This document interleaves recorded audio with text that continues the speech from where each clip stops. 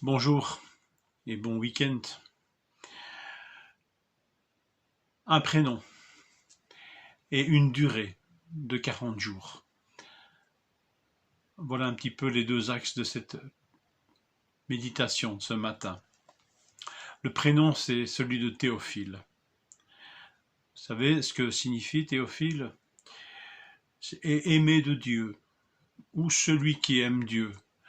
Alors, je ne sais pas qui a raison, mais je crois que les deux sens me conviennent et consistent déjà en une solide exhortation dans le sens d'encouragement. Ne sommes-nous pas tous et toutes des théophiles? Est-ce que nous ne devrions pas tous nous retrouver dans ce merveilleux patronyme qui nous dit que nous sommes aimés de Dieu et que notre ambition, ce serait d'être connu comme celui ou celle qui aime Dieu? Quel beau prénom. La durée, c'est celle de 40 jours. Le verset 3. La durée durant laquelle le Seigneur s'est révélé, s'est montré plusieurs fois aux apôtres, les entretenant notamment du royaume de Dieu. 40 jours, c'est pour ça qu'il y a 40 jours entre Pâques et la fête de l'Ascension. 40 jours pour parler du royaume de Dieu et préparer la venue de l'Esprit.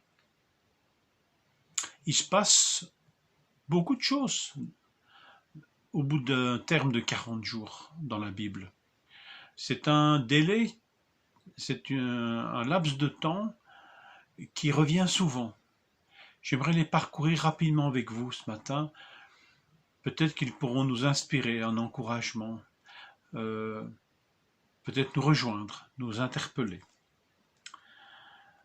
40 jours, c'est le temps qu'il fallut pour une gestation, la gestation d'une nouvelle humanité au travers du déluge, puisque le déluge dura 40 jours, comme nous le dit notamment Genèse 7, verset 12. Une gestation d'une humanité nouvelle qui ne sera pas si exceptionnelle que ça, mais quand même.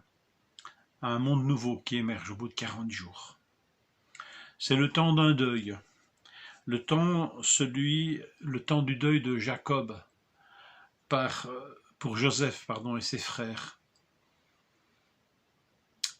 Nouvelle étape dans l'histoire du peuple de Dieu.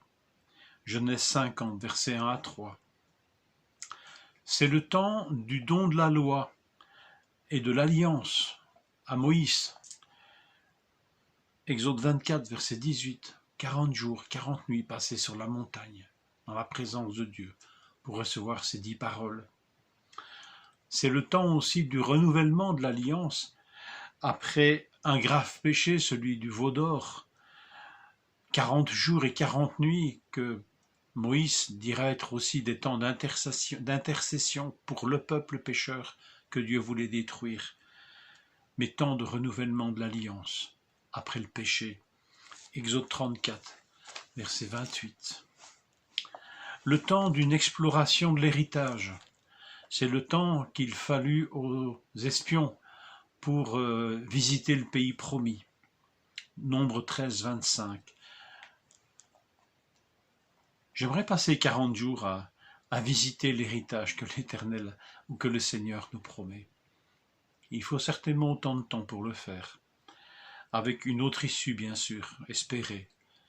C'est un des rares cas où finalement la période de 40 jours accouche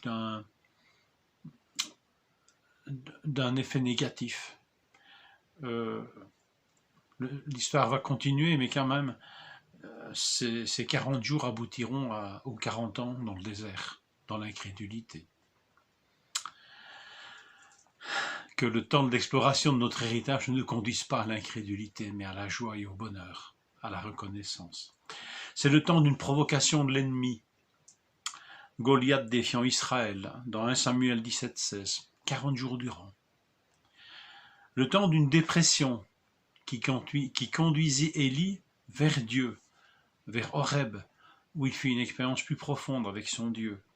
1 Roi 19, 8. C'est le temps d'une repentance, 40 jours, celle de Ninive, avec la prédication peu enthousiaste de Jonas. C'est le temps d'un jeûne, d'une tentation et d'une victoire de Jésus sur Satan. Dans Luc 4, verset 2. Le jeudi de l'Ascension marquera ce délai de 40 jours depuis Pâques. Là, c'est une période de 40 jours qui est ouverte. Nous sommes dedans. Que m'apprend le Seigneur durant cette période? Si je ne m'abuse, officiellement, notre confinement a débuté le 18 mars. Et nous sommes en confinement depuis. Dimanche prochain, le 26 avril, si je ne m'abuse, ce sera notre 40e jour de confinement. Quelle leçon est-ce que je tire de ces 40 jours? Que le Seigneur nous conduise dans cette réflexion. Dans chacun de ces 40 jours, invoqués plus tôt, Dieu y est intensément présent et jamais surpris, et toujours en contrôle de tout. Je vous laisse cette réflexion. Que le Seigneur vous bénisse.